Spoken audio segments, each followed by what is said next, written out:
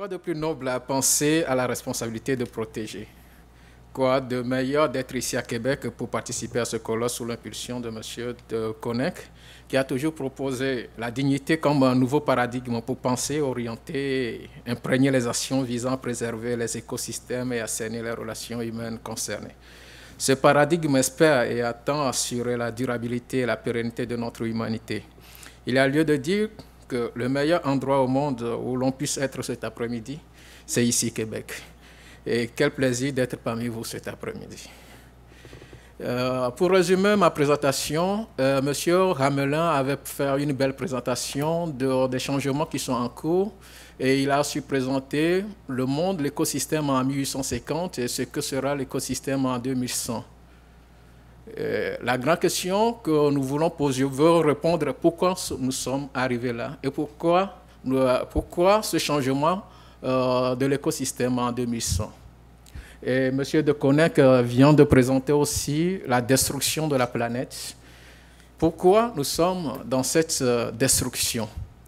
Et je tenterai de répondre à la première question avec Vittorio Huss et Jean Jonas qui ont essayé de montrer que le problème de la destruction ou de changement que nous sommes en train de voir aujourd'hui est lié au fait à la relation, à la bifurcation, à la mutation de la relation que l'être humain avait toujours développée avec la nature.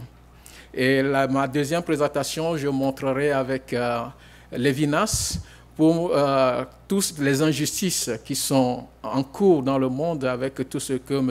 de Connec vient de présenter, est lié au fait à la relation, comment l'homme n'est plus au centre de l'action politique, au centre de l'action humaine. Les relations humaines ont été essentiellement galvaudées. Les crises écologiques et humanitaires que traverse la planète sont par-delà leur dimension économique, sociale, qui ne sont en fait que la face visible de l'iceberg des crises ontologiques et de justice sociale.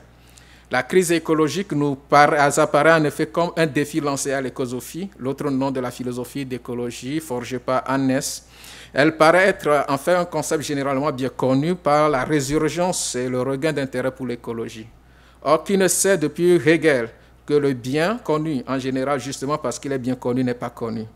La crise écologique est pour ainsi dire une réalité peu ou mal connue, due à une atténuation, voire une négation de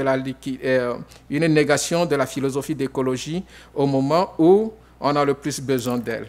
La conscience de cette négation qui tient à la liquidation insidieuse de l'habitat humain et intellectuel qu'on peut attendre par morale et métaphysique nous invite ici à poser les bases de nouvelles valeurs, les bases d'un projet social réconciliant l'homme à l'homme dans le sillon de la réflexion lévinassienne et l'homme à la nature dans la tradition jonassienne, tout en renouvelant les écologies profondes et sociales formulées et mises en avant, respectivement par Hannes et Félix Guattari. Cependant, il importe avant tout à remonter à Jean Jonas et Vittorio Huss, ces deux figures de la philosophie postmoderne, pour saisir le fondement de la crise écologique actuelle. Qu'est-ce qui est au fondement de la crise écologique actuelle? En effet, la philosophie de la nature chez Aristote, qui remonte au présocratique, donc à la philosophie de la nature chez les Grecs, est holistique et propose un ensemble dont l'homme fait partie intégrante, mais cette conception holistique de la nature a été écourtée et remplacée par une conception dualiste, mécanique fondée par une science réductionniste qui plonge l'humanité dans une crise écologique. Cette différence et ce changement furent le triste et amer constat de Vittorio Huss qui vont dans la crise écologique actuelle une rupture entre l'homme et la nature. Il écrit justement, au fondement de l'actuel règne de la technique moderne de la pensée et de la pensée technique se trouve une rupture entre rationalité instrumentale vers rationalité et rationalité axiologique vers rationalité. Et c'est cette rupture qui permet d'expliquer la présente crise écologique, de même que, d'une manière générale, le sentiment de désorientation qui afflige nos sociétés modernes. Cette crise écologique relève d'une relation singulière entre la nature et l'être humain, qui soulève un problème d'ordre ontologique sans précédent.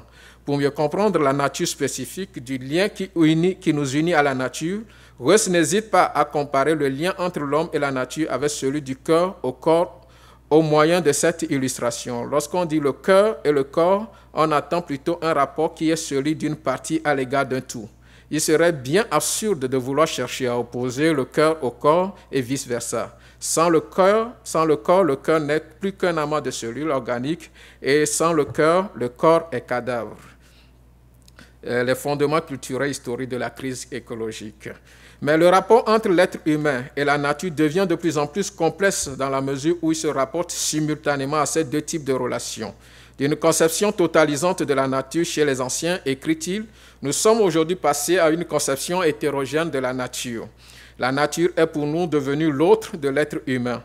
Certes, la physis désignait le tout ou un holos de l'être en mouvement et l'être humain était conçu comme prenant place au sein de cet ensemble à titre de fondement idéal grunds, de l'essence de l'être chez les Grecs. Ceux-ci n'ont jamais établi un rapport d'opposition entre l'être humain et la physis, remarquait déjà le russe Anatoly Ashutin, mais à savoir comment une pareille métamorphose a pu survenir. Les techniques alors en usage sont jusque-là qualifiées des techniques du hasard, selon l'expression de José Ortega y Gasset, dans la mesure où, à l'absence au sein de ces sociétés d'un statut propre à l'artisan, les divers outils trouvés au hasard dans la nature ne peuvent faire objet d'un perfectionnement systématisé. Il va de soi, dans la conception antique de la nature, l'être humain n'est pas et ne peut pas être défini comme un sujet, d'autant que la vie hors de la nature reste impossible.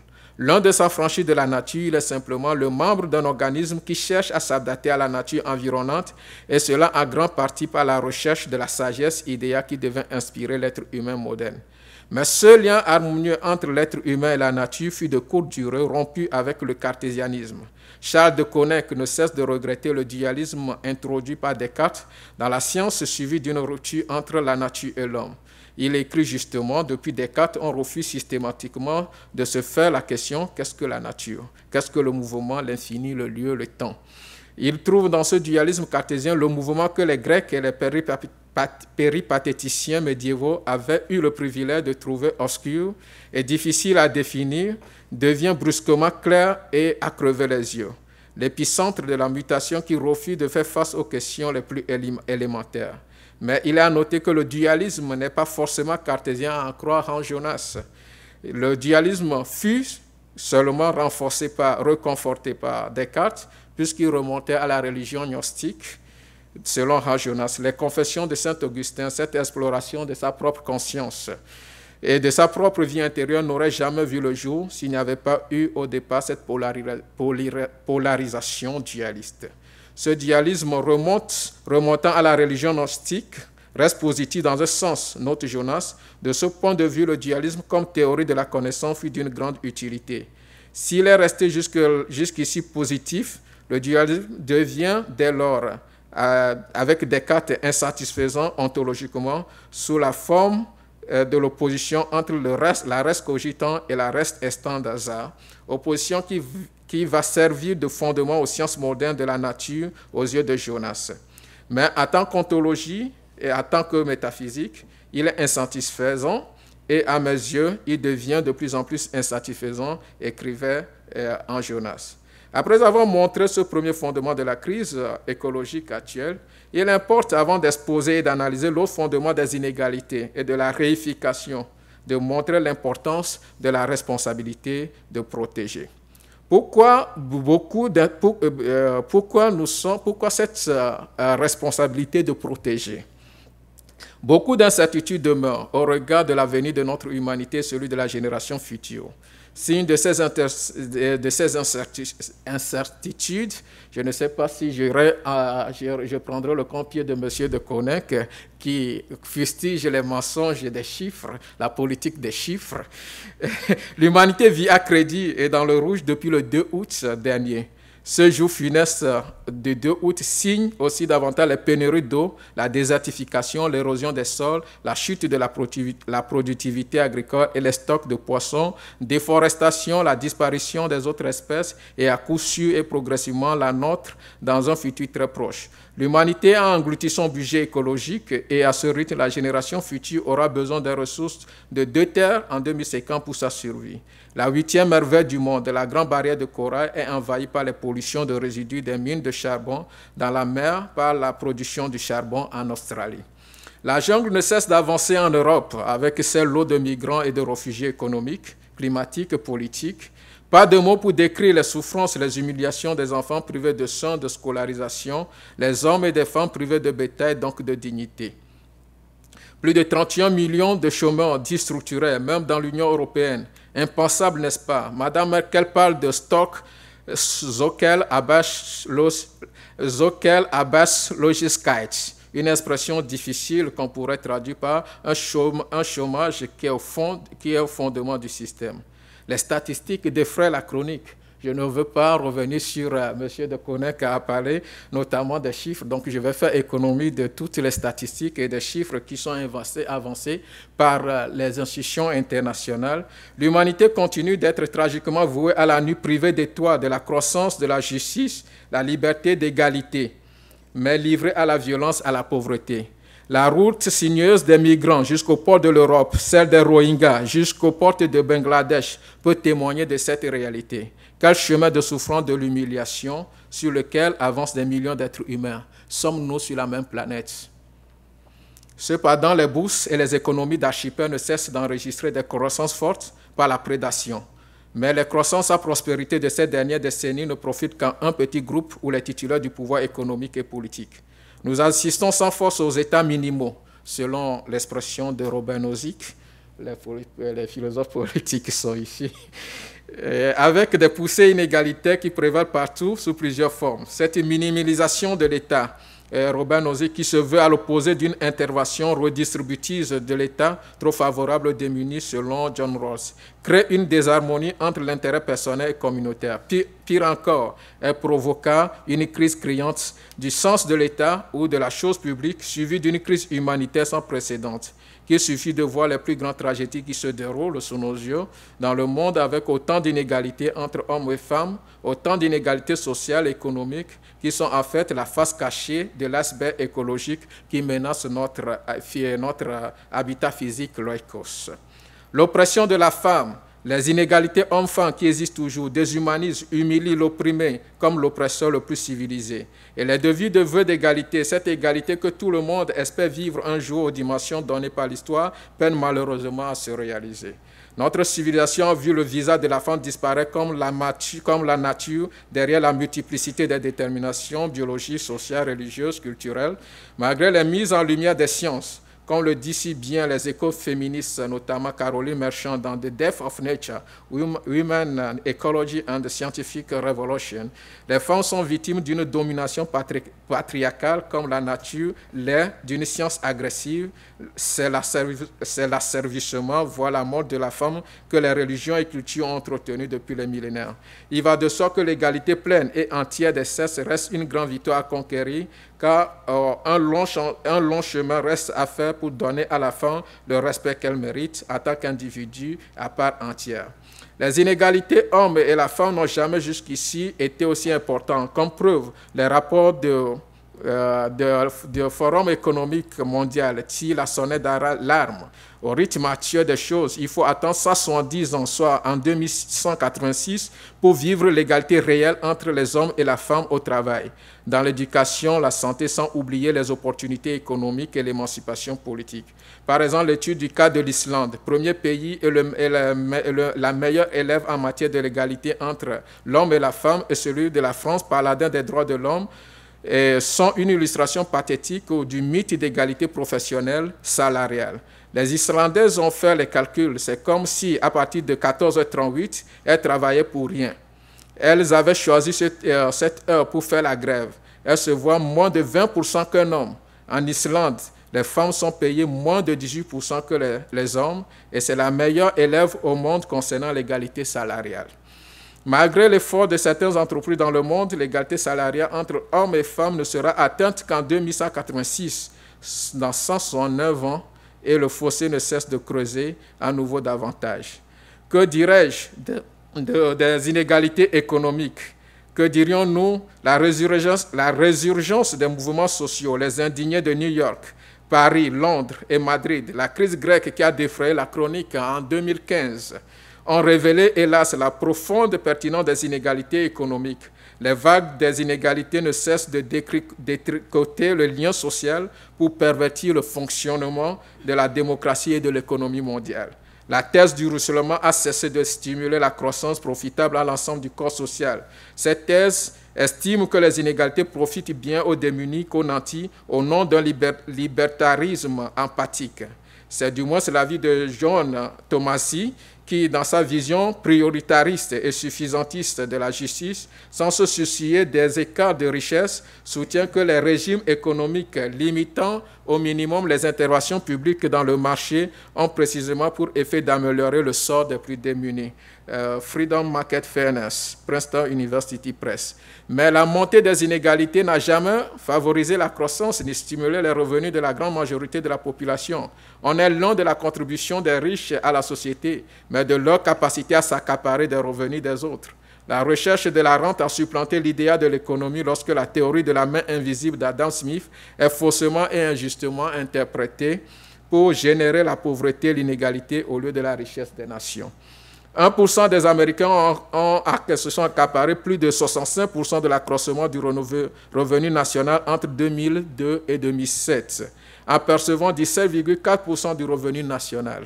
Vous allez voir ça, c'est l'économiste américain Joseph Stiglitz qui montre ça, le prix des inégalités ou la grande fracture. D'ailleurs, la fameuse théorie de ruissellement sera battue en brèche par le travail impressionnant des épidémiologistes Kate Pickett et Richard Wilkinson, qui démontrent les liens évidents entre les inégalités et les troubles de santé mentale, défiance, taux élevés d'emprisonnement, etc.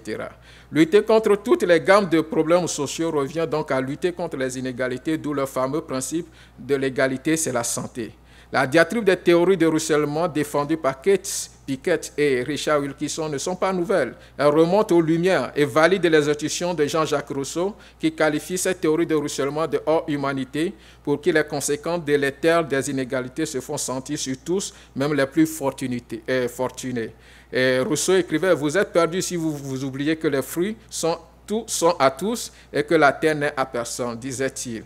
C'est ce que dit en substance Rosa Vallon, en disant que l'inégalité définit un état social et produit des effets qui corrompent la société entière. In fine, qu'est devenue la théorie générale de l'emploi, de l'intérêt et de la monnaie de Keynes, jusqu'où les courants dominants de l'école de Chicago, avec la fameuse théorie de la productivité marginale. Même les revues qui sont les brûlots libéraux, comme The Economist, parviennent elles aussi à la triste conclusion que les inégalités économiques minent la société, la démocratie. Elles favorisent sans doute l'individualisme croissant, l'érosion du sentiment d'identité, quand l'égalité des chances et des sentiments sont sapées. Trop d'inégalités reviennent à dire moins de productivité, moins d'efficacité, plus d'austérité et plus d'instabilité. Monsieur de Coninck l'a montré, le terme austérité, c'est un mensonge. Réduire l'égalité des chances, c'est décider de ne pas utiliser un de nos actifs les plus précieux, notre population, de la façon la plus productive possible, disait justement Joseph Stiglitz dans Le Prix des inégalités. Faute de recevoir une éducation de qualité, les jeunes issus d'une famille pauvre verront leur potentiel s'inhiber. Il en est de même dans un système où la finance est devenue le secteur le plus attractif pour son lucre. Beaucoup d'étudiants embrassent une carrière bancaire, ignorant ainsi les idéaux de la médecine, de la philosophie, la recherche ou les services publics, privant ainsi les secteurs indispensables à la croissance de l'économie. Les meilleurs talents, dénonçait Martin Nussbaum, they are not for profit.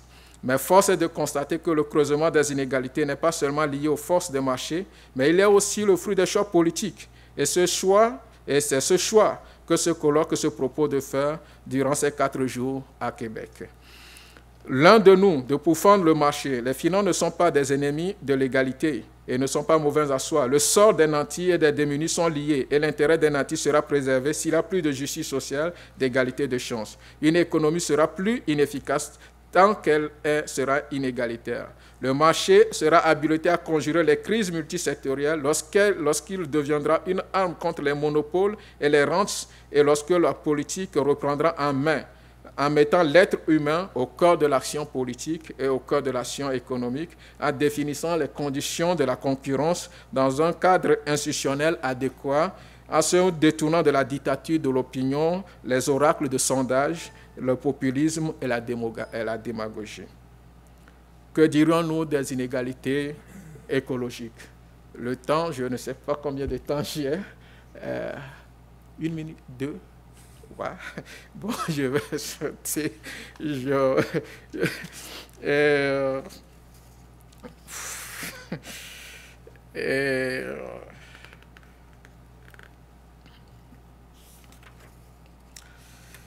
Face à tout ce que nous venons d'illustrer, que faire?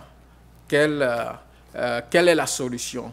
Allons-nous adhérer au grand refus comme le veut Herbert Marcuse, qui prône un scepticisme politique? Non. Dans De l'existence à l'existant, Lévinas condamne l'ontologie de la totalité. La relation sociale dans le cadre de cette ontologie de la totalité est considérée comme une relation avec ce qui dépasse l'individu, avec un être transcendant. Bon, bref, ce que je voulais montrer ici, comme je n'ai plus assez de temps, c'est de montrer que le grand problème qui est à la base des inégalités que nous vivons aujourd'hui, le fondement, c'est la dimension de l'ontologie de la relation, la conception de l'être humain que nous avons aujourd'hui. L'être humain est devenu essentiellement un moyen, non pas une fin en soi, comme le disait Emmanuel Kant. Et l'être humain est devenu un moyen pour arriver au pouvoir, à s'enrichir, comme avec les termes économiques. Et pour conclure rapidement, en conclusion,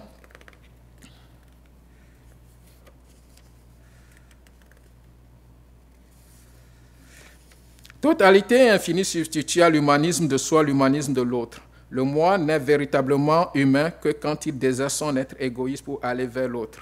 Une constatation importante qu'on devait faire de la philosophie lévinassienne est qu'elle prône une responsabilité asymétrique, comme le fera en Jonas, de la responsabilité qu'on a envers l'humanité et la nature à l'ère des technosciences.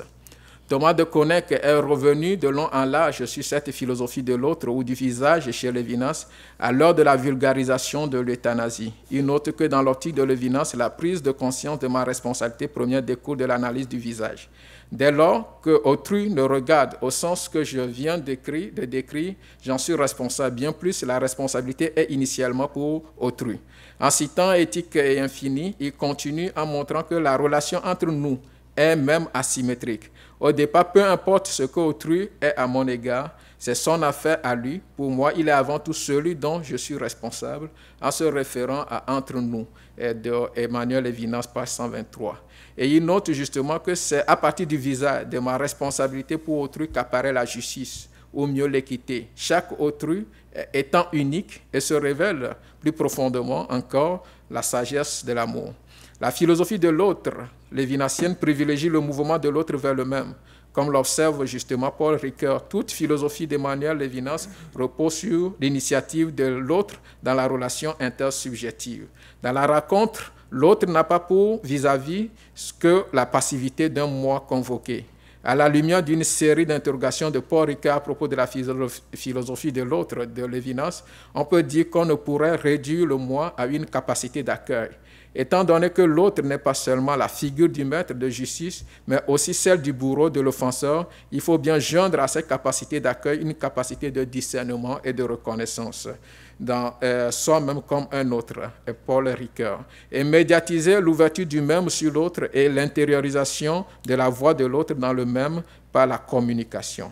Pour l'essentiel, il fallait partir de la crise actuelle du monde, une crise née du dualisme de l'homme, de la désintégration humaine, de la défiguration de l'homme devenu homoncule pour construire une philosophie Ubuntu qui surgit d'un adage zoulou qui résume bien le sens du terme.